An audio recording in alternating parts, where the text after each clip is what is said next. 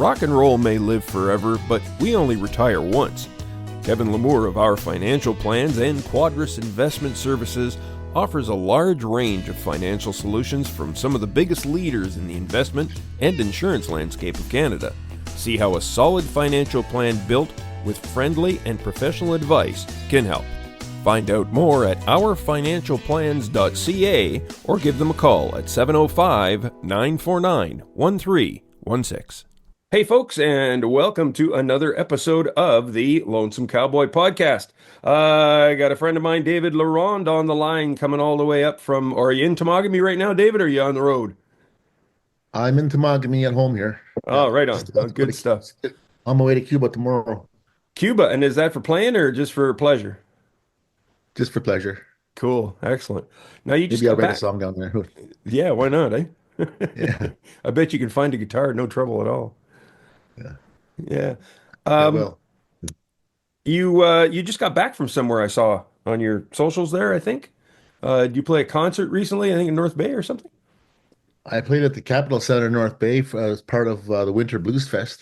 Yeah, right. That looked like it was a nice big stage, big show for you. It was a great event. There was 5 bands on the ticket for the Saturday, and then half a dozen acts for a Friday night, solo acts, Wow. and then there was all around town. There was about 3 bars that were hosting blues players or anybody. It is not necessarily blues, but they were all over North Bay, keeping the town. All the venues were had to do with Blues Fest performances. That's nice. Excellent. David, you had a really busy 2024 and looks like you're starting to push into 2025 and just as busy. What are some of the places and venues and shows you got on the books?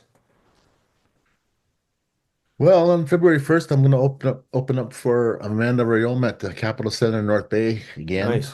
Hmm. I mean, that's going to be good. I'm going to do a acoustic solo set there.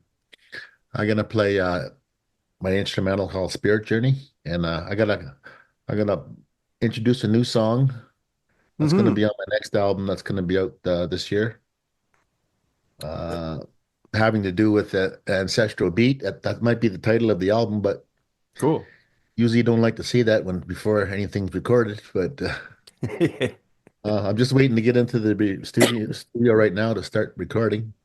Cool. I should hopefully have one single done by the time I play it at the Capitol there February 1st. And Cool. then Yeah, that'd be great. I'm heading to Toronto to play in a gala with my trio. I'm gonna get a few dates around April 24th. So it should be in Toronto, down in Southern Ontario Hmm. for a couple of gigs, anyways, maybe two or three.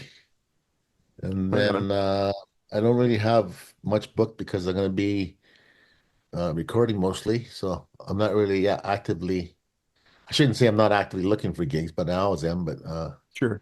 more be focused on getting this recording done. Right on. So you got another album in the works, and that's what kind you said ancestral beats, maybe. So is what kind of a It's is it around, going to be yeah, a theme? it's around ancestral beat theme. I'm working on a project that has to deal with my ancestors from they came from France. I'm gonna write some songs that cover parts of those journeys from where all the way from France to right to North Bay. So they had a stopover in the East Coast there at Louisbourg in the PEI in the Ottawa River Valley, Hmm. where they hit North Bay then to Mogany. So I gotta tell that story. That would be the focus of that album.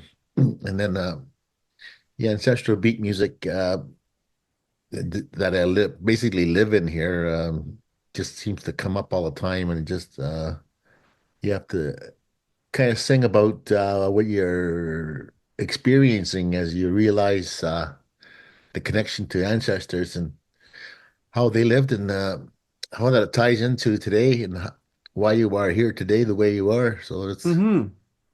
everybody wants to find out about themselves and more in a deeper way. Right. So I think this is a good way for me to do that and also to share my experience by putting out some new music that way. Excellent, outstanding. Now you were recently inducted or as the Entertainers Hall of Fame in North Bay. Yeah, that was kind of nice. Yeah, Very no nice kidding. place. How did that Yeah. come about, David? Well, my last album was recorded in North Bay, and the one before that was recorded in North Bay. So I've been using North Bay musicians, the real pros in North Bay. They're Hmm. very talented people. Yeah, I've been gigging a lot in North Bay because it's the closest big center to me. It's an sure. hour's drive from here. That's not bad. So and they have it's a very good city for the size of it for music for live music. So it's natural to be involved in that music community there, and they like what I do, and so I guess I'm a veteran enough to be recognized with the North Bay Hall of Recognition. That's So fantastic. I Excellent. got nominated and selected. Excellent. That's good stuff. Now you're also nominated for another award in 2025, I think. Yes, I Tell was us about that. nominated for Joanna Metcalf Performing Arts Award. Excellent. Good stuff. And where does that come from? That comes from a philanthropist named Joanna Metcalf through the Ontario Arts Council. Oh, So nice. the Ontario Arts Council monitors how much activity a person might have in their eyes, like what they see coming in Hmm. with the activities that I do. I also present music, and so they know all about that. And I also mentor students in schools and across northern communities, so they know about Hmm. that too. Yeah. And that together with my just performing career all rolled up into a nomination for that Performing Arts Award. Right on. Excellent. That's cool. So I ask all this question to my guests who are DIY artists, as I call it, because we basically do everything. We write the songs, we drive the vehicle, we book the shows, you know what I mean? So No kidding. we do everything. So if someone came up to ask everybody the same thing, and I love the answers because they're not what everybody thinks they would be. If somebody came up to you and said, David, here's a recording contract, would you take it? Or do you think staying in control of your own career is a better way to go? You mean would you sell your music, sell the rights to your music? Is that what you mean? I guess means selling your soul to the devil, I guess in another way. Well, it depends on the deal, I guess, Yeah, I guess so, eh? and how much content they're talking about. So if they want your whole catalog, well, that's a different story. But I would take a look at the contract and piece it off so it's only a certain section of music, Sure. maybe one album or something like that, and Yeah. I might think about it that way. Yeah, I'd say I'd be interested for sure Yeah, and everybody would look. see And what that the seems exposure might be. But that yeah, it all depends on the deal. it seems to be the standard depending on the deal. And so far I've had a couple of my artists that I've interviewed have one actually had a contract and walked away from it, and the other one just turned it away without even looking at it, said no thanks. So it's kind of cool the way some of the musicians look at it. Now, Yeah, I mean, it's probably not that generous. yeah, so far that generous and record company have never used in the same words together. Right. As a DIY musician, now we do it all, like I said. What are some of the challenges with doing it all, David, that you've encountered with your music as for as long as you've been doing it? Well, the part I really don't like is not being able to play enough because in the whole business, the time you spend actually playing might Hmm. only be from 5 to 10%. The rest of the time is setting up those gigs and doing the social media, doing you have to Yeah, do posters. I hire someone to do posters now, but to do it all yourself, it's just too much. So then And that kind of puts you in a mind frame of the commercial part of it, and Yeah. that's not very much fun, really. You really want to be thinking about your craft. I mean, and fill your well with ideas and keep that juiced up and all ready to go, and you practice your instruments and all that stuff. But Hmm. without doing all the commercial things that the industry requires, then you got to do apply for grants and get in contact with people, sell yourself. So the thing I don't like is spending too much time not playing music or not writing or Yes. not thinking about music in a holistic sense. Yes. I agree 100%. I gotta say, I would make the comment that many of these agencies are doing their best to give us these opportunities, but the paperwork and the jumping through the hoops and everything else that we do is just one more distraction that we have to take away from what we really want to be doing. I was hope that the business, when doing that kind of stuff, would kind of make applying or whatever the case may be easier, but that hasn't happened. We apply for things and then we have even more work that we have to do. I would say something, now you make me think of it. This is pretty important, is to not try and jump, not try not to be do too much and trying to find a niche Mm, for yourself. yes. Something that's not really that only you can do. And and don't worry about mainstream so much. I mean, it if it's gonna come, it'll find you in a different way, maybe. But just keep your head down and do your thing, Hmm. and and maybe don't expect things to happen too fast. That's for sure. But the longer you work at it, the more chance you have of having a breakthrough at some point. Sure. Yeah. And that's what it is too. You just work hard for a long time, say 10 years, and then all of a sudden something happens and moves you up to the next level. Yeah, exactly. Yeah. So, Now, do you think COVID is to blame for what's happening to the live music right now? I mean, in regards to, well, let me put it to you this way. Before COVID, you know what your shows must have been like. And then now after COVID, what's your comparison? I don't think COVID has much to do with it really, because No way. I think it's Spotify and people are really apathetic. They don't really care as long as they get their fix of music, and so you really have to make yourself known to so some one of your fans would say, "Yeah, I'm gonna support you." So whatever you Hmm. want to do, be in touch, and I can send you $10 a month or something like that, or spend some money on your product. Yeah, exactly. But if, so you got to build up enough numbers to have everybody that spends $10 a month on you. That's just an average number to add Hmm. up to Yeah, of course. be meaningful. So Yeah, exactly. So, what do you think the venues could be doing to make the concert experience better for the artist and the audience?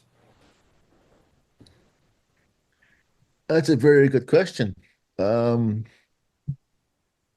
Personally, um, I really like going in and hearing somebody playing new music, but having terrific sound. So you have a lot of the venues are combination bar, a noisy bar and Yeah.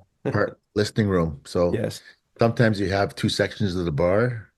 There's obviously a noisy part of the bar where the TV's blaring away and the pool balls are smashing every 15 minutes, and it gets really loud. And the new buildings they're making now all have hard surfaces. There's no more carpet on the floors. They're all hard surfaces, Yeah. hard walls. The ceiling's not really treated properly, so the sound and the chatter is just all one big noise. Yeah. So what they could do is put up some sound baffles or put up some kind of consideration about the sound quality, Yeah. and make a listing spot, like have a back room there where you can have 20, 30 people to come and hear music. So Hmm. you actually hear it properly. Yeah, exactly. Hey, that's the biggest thing I'm finding is having that listening room more than anything else because so far that seems to be less listening room and more restaurants and bars, you know. So you got to play your your Sweet Home Yeah, Alabamas and your Freebirds to be popular. I play at a lower level at West Ferris Legion in North Bay. It's a listening club. Oh It's yeah. called it's called Jazz at the Junction. They have a half a dozen people that book acts and keep the programming going. Hmm. And you got to pay $50 a year to join it if Yeah, you want to get the discount on the tickets. So all sure, the that's good. tickets are all the shows are $20. They're every 2 weeks, and members pay $5 less. Well, But you can catch high quality shows there. I think it's one of the best venues around in for listening. right If on. I was are not out of town artists for going through a town, I'd rather play there than in some kind of a noisy place. But of course, the concert venues are always lovely. The real theaters, those are dedicated rooms. Like the Capitol Center Hmm. is it's a 1,000 seat facility, but it's got terrific sound and lighting and everything top notch there. It's like Right on. playing on a big stage. And Yeah, exactly. Um, so you actually don't have any booking agents or anything like, or do you have a booking agent and everything else you do, or do you, I have a booking agent that lives in Toronto, and she handles my gigs in the Toronto area right? and East Coast. Sure. But I do Northern Ontario myself because I already had those lines established. Right on. But yeah, having said that, it's not the end all answer to just to have an agent and expect your life to change drastically either. Yeah, exactly. Still got to do you still got to do all the work.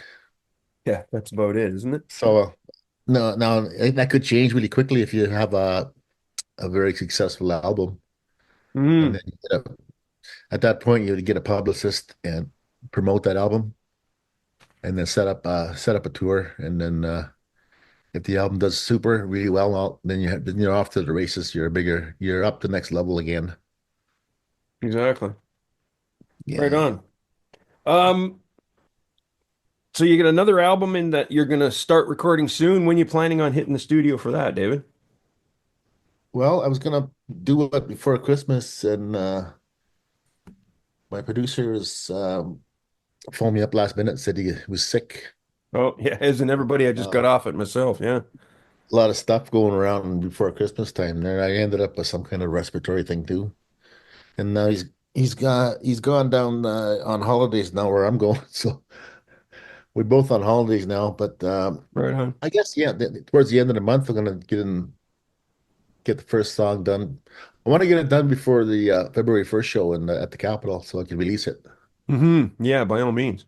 That's great. So I'll do a I'll do it. Is that gonna have the whole band on that, David, or is that just gonna be solo stuff or a mixture? That part there will have about a three instrument sonic palette to it. It's Hmm. basically it's almost a half instrumental and it tells a story. There are lyrics to it. I can do it myself pretty good, but as far as releasing it, I want to have a little more of a complete sonic palette for it, and Hmm. a little more support to get a bigger sound for it. But it'll So be it'll be pretty quick to record because I've already been playing it a lot. I've been playing it a lot, and I already have it envisioned in my mind what's going to happen. So yeah. Now I know you're a guitar player, David, but when I hear instrumental, do you bring in other instruments for covering the melody and stuff like that, or do you just basically cover it on the guitar, the acoustic or electric? it's mostly my acoustic guitar that does all the instrumental work, Yeah. and other people would be just supporting that, like playing fills and background. So I do have a plan to. I want to bring in a cello to do an experiment on one of my instrumentals and to see how that works. Sure. I actually wanted to write it all out so a symphony could play it or a group of musicians could play it. But Oh, you need yourself a composer or an arranger. I don't know if you if you can write music like that. But Yeah. I'd have to hire somebody too. I'd love to. Yeah, doing a score is just something to me that's just guys that compose that stuff are just magicians as far as I'm concerned. Yeah, there's a lot of black dots on the map. Yeah, yeah, that's all I see sometimes. It's like, oh, I can't do that. But having said that, this instrumental music I'm talking about is it goes along the lines of the niche I was talking about. Yeah, Niche. There's no other people doing this kind of instrumental this way. right, right. So I think it's very ear catching, and I floated it around. I performed Spirit Journey there this summer with a dancer. And that was a very good, impactful Hmm. way to bring the story out, and that using a dancer. And the music just seemed that much better when you have a visual like that. So Yeah, of course. Yeah, the indigenous groups are doing some incredible stuff on stage, and it's just combining the culture like that with their music and having that on stage is just so impactful. It's really big. yeah, Yeah, super big. So, David, you also teach workshops, eh? I do. For kids or and adults, or are you just doing kids? Mostly doing high school students, Right on, kids around the 10 to 15, say. right on. So, are you teaching them to write songs, or you just teach them to play guitar and have an outlet kind of thing? Teach what my philosophy is to show them how to start. Ah, So how to begin the process, to actually take them from the beginning to a ways down the road is I'm only probably in the community for 1 week sometimes, hmm, or 2 weeks. I did have a 10 workshop session with the Bear Allen the students last spring, nice. and we composed a whole song and everything, and it came out very good. But we were able to show them how to put your first note on the musical staff, and where to find it on your guitar, and how to play something simple like Twinkle Twinkle Little Star, Ode to Joy, and just see the notes and play them on your instrument. That's very And that cool. that is basically the start of it, Hmm. for any melody you can think of. It all starts Yeah, that way. Just a few excellent. notes. Yeah, Once they know that, then they can see that it's a place to start. It's like cracking an egg, and you see you have a place make the crack a little bigger, and then you get inside eventually, and right on. it all, Excellent. yeah, Yeah, and that's kind of excellent. inspire them at the same time. Yeah, Say yes, yes, you can do this. I mean, I did it. I was just like you when I was a kid. I yeah, mean, we didn't have anything. I didn't have anything to start with either. Just the will to do it sometimes is all you need. A place to start. yeah. And some place to say yes, somebody to say yes, you can. Yeah, that's right. And that's about it. David, that's outstanding. I really appreciate you taking the time, and I'll let you get back to taking care of business there. And just before we go, tell the folks where they can find out about you and your socials and so on and so forth. All right. My website kind of has everything. It's davidlarondemusic.com. Excellent. And there's a connection for all the socials there, Facebook and Instagram, and Twitter. Uh, Basically, that's all I use. Cool. And I have my email on there too, so you can contact me through my website. Phone Excellent. number's on there. Yeah. Cool. All my Outstanding. music's on the platforms too. Sorry. Yeah. All my music's on the platforms, Yeah. digital platforms. I Yeah. shouldn't say all of it, sorry. First album is on only on Apple. Oh, really, eh? Good stuff. Well, there you go. It's a collector's item even. It's only on one service. I love it. Thanks, Uh, David, for coming on. I really appreciate it. I appreciate you calling me. Thanks. All right, Nice. brother. We'll see Okay. you. See you around, eh? You bet. Take care. Take care. Bye.